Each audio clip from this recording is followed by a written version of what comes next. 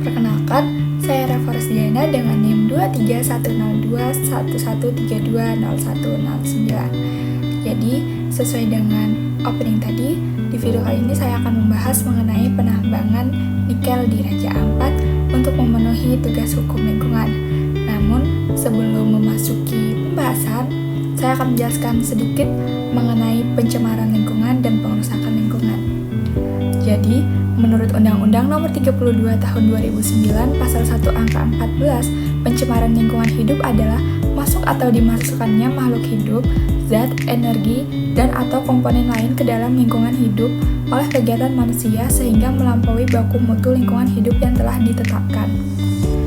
Menurut Undang-Undang Nomor 32 Tahun 2009 Pasal 1 Angka 16, perusakan lingkungan hidup adalah tindakan orang yang menimbulkan perubahan langsung atau tidak langsung terhadap sifat fisik, kimia, dan atau hayati lingkungan hidup sehingga melampaui kriteria baku kerusakan lingkungan hidup.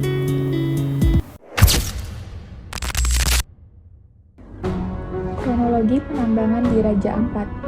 Sejak akhir 1990-an, Pulau GAG di Raja Ampat mulai dilirik sebagai lokasi tambang nikel oleh PT GAG Nikel, anak usaha Antam BUMN, yang kemudian mendapatkan izin resmi pada awal 2000-an. Memasuki 2019 hingga 2023, beberapa perusahaan swasta lain seperti PT Anugrah Surya Pratama mulai masuk ke pulau-pulau kecil seperti Kawe dan Manuran. Mereka mengklaim memiliki unit dan dokumen andal. Namun, ternyata proses perizinannya minim partisipasi masyarakat adat dan cenderung tidak transparan. Padahal, wilayah ini merupakan kawasan konservasi penting yang sudah diakui UNESCO. Aktivitas tambang yang mereka lakukan seperti membuka lahan, membangun jalan hauling, dan pelabuhan logistik menyebabkan kerusakan serius seperti sedimentasi sungai, pencemaran laut, dan rusaknya habitat terumbu karang. Kasus ini mulai ramai pada 3 Juni 2025 setelah aksi protes aktivis lingkungan dan masyarakat adat yang menyoroti kerusakan lebih dari 500 hektar hutan lindung. Walhi menyebut potensi kerugian ekologisnya bisa mencapai 446 triliun. Akhirnya, pemerintah melalui Menteri ISDM menghentikan sementara seluruh tambang yang belum punya rencana kerja dan anggaran biaya atau RKAB lengkap. Setelah inspeksi lapangan dan rapat terbatas dengan Presiden, pemerintah mencabut izin 4 perusahaan pada 9-10 Juni 2020 karena terbukti melanggar hukum lingkungan. Satu-satunya yang tetap beroperasi adalah PT GAG Nikel karena memiliki izin resmi sejak 1998 dan dianggap memenuhi syarat hukum serta lingkungan.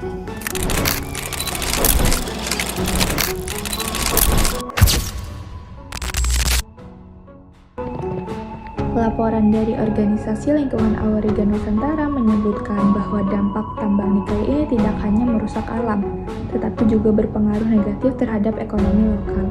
Salah satu dampak utama dari penambangan nikel adalah sedimentasi akibat aktivitas tambang yang menyebabkan lumpur menutupi terumbu karang, menghambat fotosintesis, dan mematikan ekosistem laut. Hal ini mengancam mata pencaharian nelayan dan pariwisata. Selain itu, limbah tambang yang mengandung logam berat mencemari laut yang membahayakan biota dan kesehatan manusia yang mengkonsumsi hasil laut tersebut. Permasalahan hukum lingkungan, administrasi perdata dan pidana mengenai kasus tambang nikel di Raja Ampat. Yang pertama, permasalahan administrasi. Menteri Investasi Bahlil Lahadalia menyampaikan bahwa 4 IUP yang bermasalah telah dicabut oleh pemerintah atas perintah Presiden karena bertentangan dengan prinsip perlindungan lingkungan. Hal ini dilakukan setelah kementerian dan tim investigasi menemukan bahwa izin tersebut tidak memenuhi persyaratan lingkungan, termasuk tidak adanya AMDAL yang sah. Tindakan ini sejalan dengan Pasal 36 Ayat 1 Undang-Undang PPLH yang mengatur bahwa setiap usaha atau kegiatan yang berdampak besar terhadap lingkungan wajib memiliki izin lingkungan. Jika tidak, maka kegiatan tersebut melanggar aturan administratif dan izinnya dapat dicabut. Permasalahan yang kedua, permasalahan perdata. Dampak pertambangan nikel di Raja Ampat tidak hanya menimbulkan kerusakan alam, tetapi juga menyebabkan kerugian bagi masyarakat lokal. Sedimentasi akibat kegiatan tambang menyebabkan kerusakan terumbu karang, terganggunya kehidupan laut, dan menurunnya hasil tangkapan ikan. Hal ini jelas merugikan ekonomi masyarakat setempat yang bergantung pada laut. Berdasarkan pada Pasal 66 Undang-Undang PPLH, masyarakat berhak memperjuangkan hak atas lingkungan hidup yang sehat dan berkelanjutan. Maka, masyarakat dapat menggugat secara perdata untuk meminta ganti rugi, penghentian tambang, dan pemulihan lingkungan. Dan yang terakhir adalah permasalahan pidana. Menurut laporan dari Greenpeace dan pemberitaan media, lebih dari 500 hektar hutan telah hilang dan sedimentasi akibat tambang telah mencemari Laut Raja Ampat. Jika kerusakan ini dilakukan tanpa izin yang sah dan melanggar ketentuan lingkungan, maka pelaku dapat ditindaklanjuti sesuai dengan Pasal 98 dan Pasal 99 Undang-Undang PPLH. Dan kasus ini sedang diselidiki oleh tim gabungan Bareskrim, Kementerian LHK, dan ISDM. Prinsip penyelesaian kasus hukum lingkungan umumnya dibagi menjadi dua jalur. Yang pertama, jalur non-litigasi atau jalur di luar pengadilan, dan yang kedua, ada jalur litigasi atau pengadilan. Nah, dalam sengketa lingkungan, kasus penambangan nikel di Raja Ampat diselesaikan melalui jalur non-litigasi. Masyarakat adat, LSM lingkungan, dan pejabat daerah menolak kegiatan tambang karena berada di kawasan konservasi dan berpotensi merusak ekosistem laut. Pemerintah pusat merespon dengan menghentikan sementara izin, lalu mencabut 4 izin tambang secara resmi pada Juni 2025 melalui evaluasi administratif dan Peraturan Presiden Nomor 5 Tahun 2025. Meskipun dalam kasus ini jalur non-litigasi berhasil, litigasi tetap merupakan alternatif hukum yang sah. Jika izin tambang dikeluarkan secara cacat hukum, masyarakat dapat menggugat ke PT UN. Jika sudah terjadi pencemaran atau kerusakan lingkungan, gugatan perdata atau laporan pidana dapat diajukan berdasarkan Pasal 87 dan Pasal 98 sampai 115 Undang-Undang PPLH.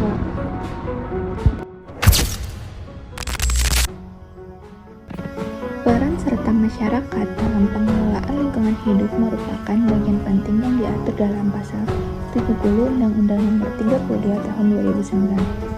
Masyarakat diberi hak seluas-luasnya untuk terlibat, baik melalui akses informasi, memberikan pendapat dalam proses AMDAL, melakukan pengawasan, hingga mengajukan gugatan jika terjadi kerusakan lingkungan. Dalam kasus pencabutan izin 4 perusahaan tambang di Raja Ampat, kita bisa melihat bagaimana tekanan dari masyarakat, dukungan pemerintahan daerah, serta peran aktif organisasi lingkungan seperti Auriga Nusantara yang berhasil mendorong tindakan tegas dan dari pemerintah pusat.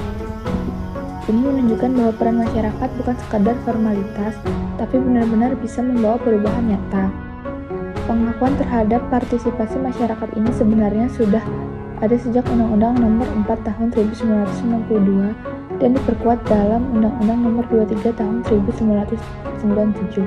Namun baru ditegaskan secara komprehensif dalam Undang-Undang Nomor 32 Tahun 2009. Jadi keterlibatan publik dalam isu lingkungan bukan hanya hak tapi juga kekuatan yang diakui hukum untuk menjaga kelestarian alam.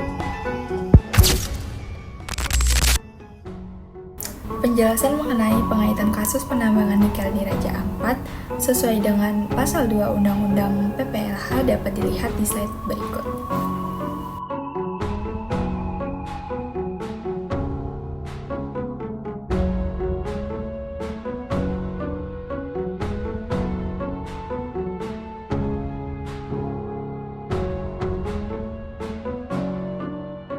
Dan yang terakhir, tujuan hukum dalam melakukan perlindungan dan pengelolaan pada lingkungan hidup yang terdapat pada Pasal 3 Undang-Undang Nomor 32 Tahun 2009. Kerusakan lingkungan yang terjadi akibat aktivitas tambang nikel di Raja Ampat menunjukkan bahwa meskipun pencabutan izin tambang merupakan langkah yang sesuai dengan Pasal 3 Undang-Undang Nomor 32 Tahun 2009, namun tujuan utama dari perlindungan dan pengelolaan lingkungan hidup belum sepenuhnya tercapai.